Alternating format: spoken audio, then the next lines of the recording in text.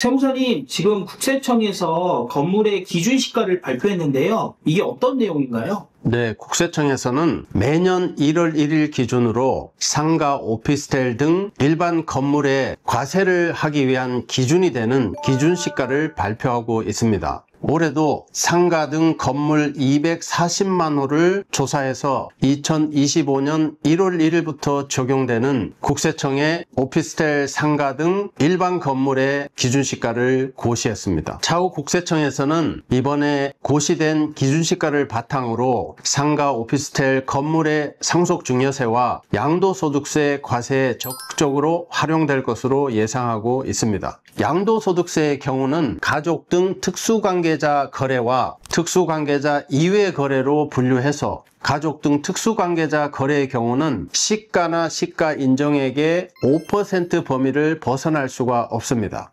그렇지만 특수관계자 이외 완전히 타인 간의 거래에서는 시가나 시가 인정액의 30%까지 허용 범위를 인정해주고 있습니다. 또한 상속증여세의 경우는 해당 재산의 시가인 해당 재산의 거래 가격, 매매 가격이 존재하지 않는 경우가 대부분이기 때문에 기본적으로 기준시가 과세가 원칙인데 예외적으로 과세당국인 국세청의 업무 처리 기준을 초과하는 거래의 경우는 국세청이 정한 감정평가 가격으로 과세될 수가 있겠습니다. 구독자 여러분, 이번 영상도 유익한 내용을 많이 담았습니다. 영상 보시기 전에 구독과 좋아요로 응원부터 해주시고 끝까지 잘 시청하셔서 유익한 내용을 모두 받아가시기 바라겠습니다.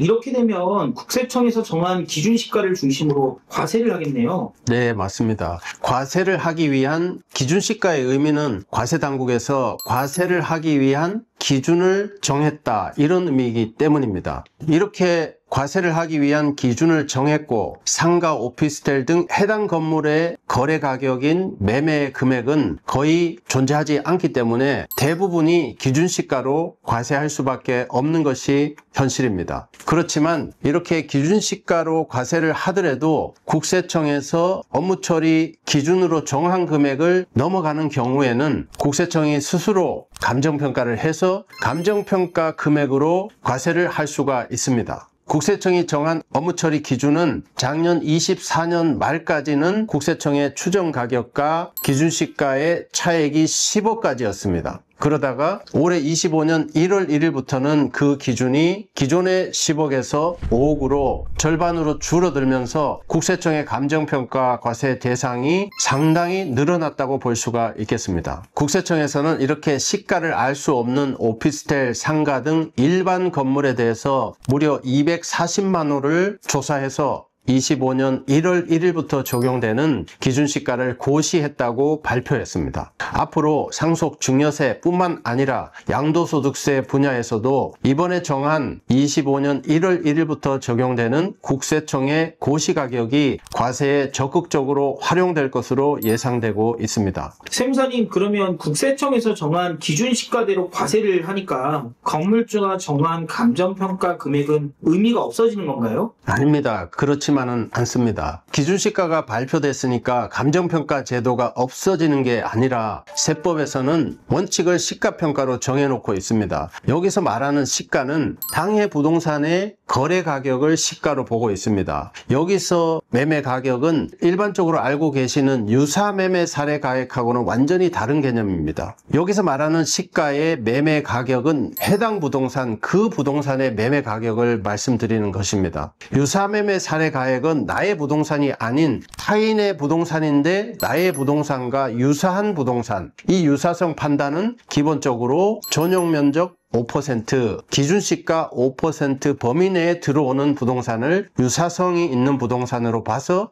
나의 부동산의 시가로 사용할 수 있다. 이런 의미이기 때문에 해당 부동산의 매매 가격인 시세와 유사 부동산, 타인의 부동산의 시세하고는 완전히 다른 개념으로 이해하시기 바라겠습니다. 부동산의 원칙적인 평가로 인정되는 시가에는 시가 인정액이 들어옵니다. 시가 인정액의 대표 선수는 감정평가 가격입니다. 그렇기 때문에 납세자가 선제적으로 감정평가를 해서 신고하는 경우는 세법의 원칙적인 평가인 시가, 즉 시가 인정액이 존재하기 때문에 국세청이 굳이 다시 감정평가를 해서 추징할 여지는 없어진다고 할 수가 있겠습니다. 구독자 여러분, 그렇기 때문에 증여세 상속세 신고를 진행하실 때는 기준시가보다는 국세청 감정평가가 들어오기 전에 구독자 여러분께서 절세가 되는 감정평가를 선제적으로 진행을 해서 증여세 상속세를 신고하시기 바라겠습니다. 세무사님, 기준시가의 의미는 뭔가요? 말 그대로 기준시가입니다. 세금을 매기는 기준을 정했다. 이런 의미로 볼 수가 있습니다. 세금을 매기는 최소의 기준입니다. 기준시가는 한 국가가 행정을 유지하기 위해서 최소한의 예산을 확보하기 위한 기준이 되는 과세표준, 이렇게 해석할 수가 있습니다. 기준시가를 조금 더 쉽게 풀어드리면은 한 국가가 정상적으로 운영되기 위한 최소한의 예산을 확보하기 위한 기준이 되는 금액이다. 이렇게 설명드릴 수가 있고, 납세자 입장에서는 한 국가를 정상적으로 운영하기 위해서 부담해야 되는 최소의 세금이다. 이렇게 설명드릴 수가 있겠습니다. 세무사님, 그러면 기준시가가 낮을수록 납세자 입장에서는 좋겠네요. 네, 일단 세금을 매기는 기준이고 과세 표준이 되는 금액이기 때문에 일반적으로 증여나 상속세를 진행할 때 또는 재산세나 종부세를 진행할 때는 이 금액은 낮으면 낮을수록 유리하다고 볼 수가 있습니다. 추후 가까운 미래에 매각이나 양도를 계획하고 계신 분들은 증여나 상속받는 금액이 원가가 되기 때문에 추후에 매각 계획까지 고려해서 전략적으로 계획적으로 기준시가를 검토하실 필요가 있겠습니다. 국세청에서는 매년 1월, 4월, 5월 부동산의 종류별로 기준시가를 고시하고 있습니다. 기준시가가 고시되면은 해당 기준시가에 대한 이의신청 기간을 두고 있기 때문에 이렇게 고시되는 국세청의 기준시가에 대해서 이의가 있으신 분들은 이의신청을 할 수 있다는 점도 참고하시기 바라겠습니다. 세무사님, 세금 납부에 기준시가가 절대적인 의미를 가지고 있나요? 그렇지는 않습니다.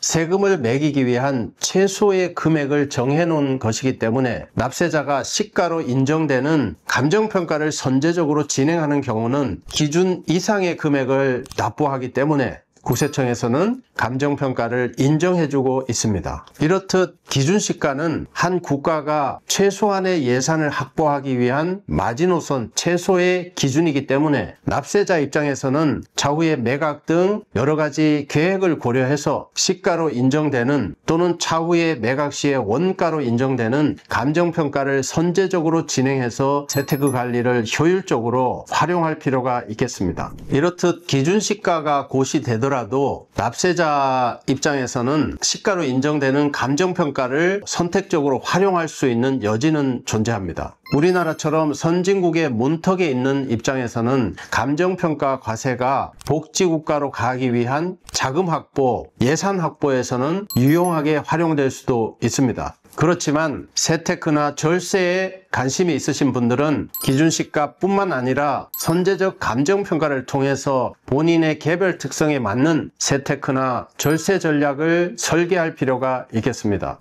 국세청에서는 상가 등 일반 건물에 대해서 탁상 감정을 통해서 상시 해당 부동산에 대한 추정 가격을 파악하고 있습니다. 그렇기 때문에 납세자분들의 선제적 감정평가가 굉장히 중요하다고 할 수가 있겠습니다. 세무사님, 탁상 감정이 뭔가요? 일반적으로 말하는 감정평가는 보고서가 나오는 감정평가 협회에 경유를 해서 감정평가 보고서가 나오는 정식 금액입니다. 과세에 활용될 수 있는 정상적이고 정식 금액을 말합니다. 그리고 현장을 방문하지 않고 인터넷상에 공개된 자료를 가지고 감정평가하는 탁상 감정이 있습니다. 탁상 감정은 기본적으로 현장 감정평가를 진행하지 않습니다. 국세청에서는 현장 감평 없이 감정평가 가격을 추정하고 있습니다. 국세청의 감정평가 추정 방식은 5개의 감정평가 가격 중에서 제일 높은 금액과 제일 낮은 금액은 버리고 가운데 3개의 탁상 감정 금액을 평균을 해서 국세청의 추정 감정 가격으로 활용하고 있습니다.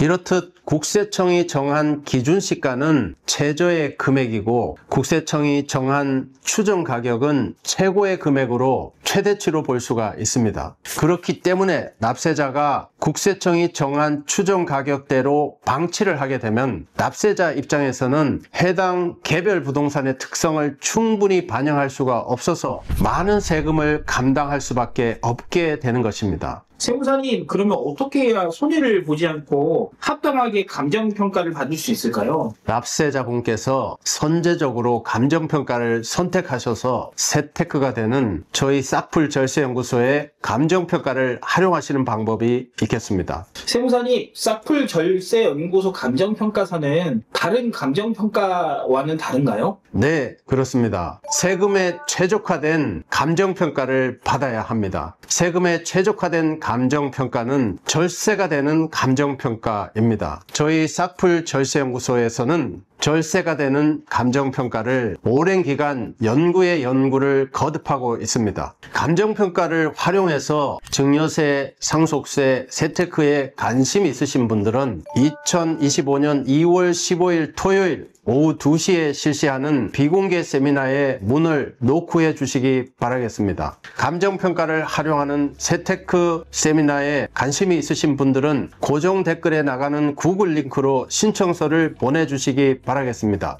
구글 링크가 불편하신 분들은 저희 상담폰인 010-9070-9538로 언제든지 전화나 문자로 접수해 주시기 바라겠습니다.